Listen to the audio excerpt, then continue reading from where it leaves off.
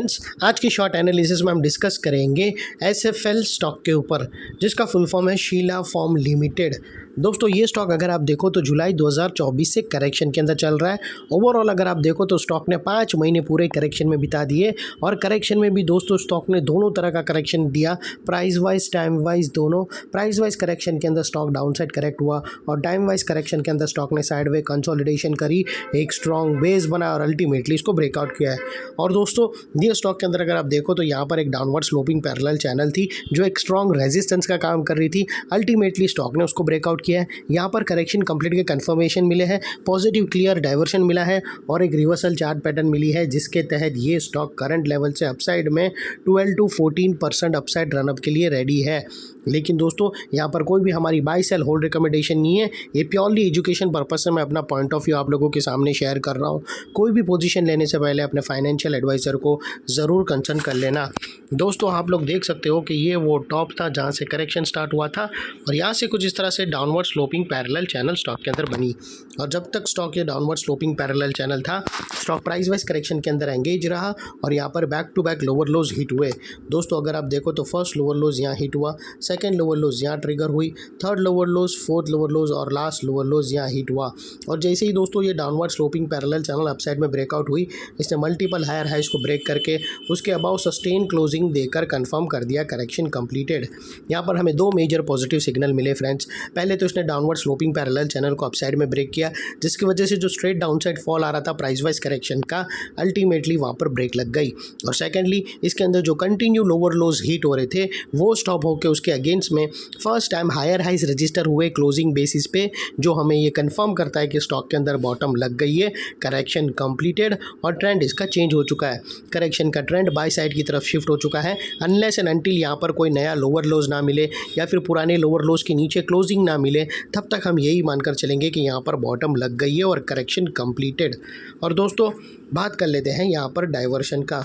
तो फ्रेंड्स, अगर आप RSI डालकर चेक करो या MACD डालकर चेक करो, आपको यहाँ पर क्लियर पॉजिटिव डाइवर्शन मिलेगा।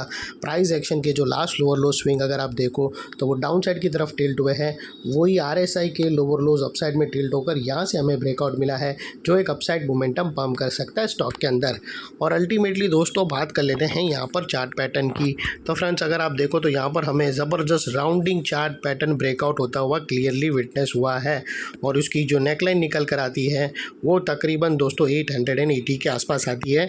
और ये जो इनसाइड रेंज है राउंडिंग चार्ट पैटर्न की, ये तकरीबन दोस्तों 10 से 12% की है, जो ऑलरेडी ये नेकलाइन से ब्रेकआउट हो चुकी है।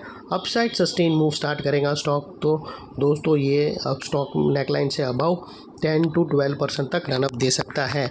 और वो लिहाज से दोस्तों स्टॉक का जो अगला टारगेट निकल कर आता है वो 990 रुपीज़ के आसपास का आता है। और दोस्तों, टारगेट से पहले बीच में कुछ रेजिस्टेंस है जो ये स्टॉक फेस करेगा, जिसको हम ब्लू में कर देंगे। दोस्तों, ये सारे वो रेजिस्टेंस एरिया है जहाँ पर ये स्टॉक टारगेट से पहले रिजेक्शन फेस करेगा। और यहाँ पर एक और पॉसिबिलिटी भी बन सकती है कि दोस्तों स्टॉक अपसाइड में जाकर ये ब्लू लाइन के पास वहाँ रिजेक्शन फेस करके, रेजिस्टेंस फेस करके वापस वो नेकलाइन को रिटेस्ट करने भी आ सकता है। और नेकलाइन और ये जो ब्लू लाइन है उसके बीच में दोस्तों दरमियान में एक रेंज बना सकता है, और फिर वो रेंज को फिर अपसाइड में ब्रेक करके फिर ओरिजिनल मूवमेंट स्टार्ट कर सकता है। तो ऐसी भी पॉसिबिलिटी रहेंगी। तो वो लिहाज से दोस्तों आप लोगों को अपना माइंडसेट रेडी करके रखना है। और फाइनली दोस्तों, बात कर लेते हैं यहाँ पर स्टॉप लॉस की। तो दोस्तों, स्टॉप लॉस के लिए यहाँ पर मल्टीपल ऑप्शन अवेलेबल है। आप अपने एडवाइज़र को पूछकर ATR की हेल्प ले सकते हो, या फिर ब्रेकआउट कैंडल के लो के नीचे क्लोजिंग बेसिस पे, या फिर नियरेस्ट लोअर स्विंग। जो भी स्टॉप लॉस रखो दोस्तों, इतना मेक श्योर करना है कि आपका risk to reward ratio at least 1:2 या मिनिमम 1:1.5 रहना चाहिए। और फाइनली दोस्तों, नेकलाइन के पास का ये एरिया बहुत ही इंपॉर्टेंट एरिया बनकर खड़ा है, क्योंकि अगर आप देखो तो मल्टीपल पॉजिटिव फैक्टर्स यहाँ पर एक्शन में आते हुए मिले। दोस्तों, यही एरिया पे हमने डाउनवर्ड स्लोपिंग पैरेलल चैनल को अपसाइड में ब्रेकआउट होते हुए देखे, लोअर लोज हमें हायर हाइज में शिफ्ट होते हुए मिले। यहाँ पर ही दोस्तों हमें पॉजिटिव क्लियर डाइवर्शन RSI के थ्रू मिला, और यहाँ पर ही दोस्तों एक positive chart pattern rounding bottom breakout होते हुए मिली। तो वो लिहाज से दोस्तों ये एरिया जो अभी तक एक स्ट्रॉन्ग रेजिस्टेंस था, वो अल्टीमेटली स्ट्रॉन्ग सपोर्ट बनकर खड़ा है। और इतने बड़े स्ट्रॉन्ग सपोर्ट के नीचे क्लोजिंग बेसिस पे आप लोगों का स्टॉप लॉस रहना चाहिए, जो आसानी से हिट ना हो। और बाय एनी चांस अगर क्लोजिंग बेसिस पे ट्रिगर हो जावे तो नो इफ़ नो बट सीधा स्टॉप लॉस देखकर ट्रेड को वाइंड अप कर देना। ये थी हमारी शॉर्ट एंड स्वीट एनालिसिस। अच्छी लगी तो प्लीज़ चैनल को लाइक शेयर सब्सक्राइब ज़रूर करना। Thank you. जय हिंद।